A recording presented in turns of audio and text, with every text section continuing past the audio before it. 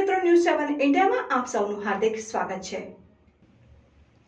સુરતમાં જર્જરિત આવાસ ખાલી કરાવતા લોકોએ પોલીસને ધક્કે ચડાવી ઘર્ષણ સર્જાતા કરાયો બળપ્રયોગ। સુરતના સચિન વિસ્તારમાં ગુજરાત હાઉસિંગ બોર્ડના 266 જેટલા આવાસ જર્જરિત સ્થિતિમાં છે। અહીં 30 વર્ષ કરતાં વધુ સમયથી ગરીબ અને મધ્યમ વર્ગના 10,000 લોકો રહે છે। 7 થી 8 વર્ષથી તંત્ર દ્વારા આવાસો માત્ર કરવા નોટિસ આપવામાં આવી હતી, પરંતુ ઘર ખાલી ન કરતા આજે તંત્ર દ્વારા કાર્યવાહી શરૂ કરાઈ છે, જેથી સ્થાનિકોમાં રોષ જોવા મળી રહ્યો છે અને પોલીસ અને લોકો વચ્ચે ઘર્ષણના દ્રશ્યો જોવા મળ્યા હતા અને લોકોએ પોલીસને ધક્કે ચડાવતા ઘર્ષણ સર્જાયું હતું, જેથી પોલીસે બળપ્રયોગ કરીને અટકાયત શરૂ કરી હતી। Reporter Rajubhai Sukhadia, news 7 India.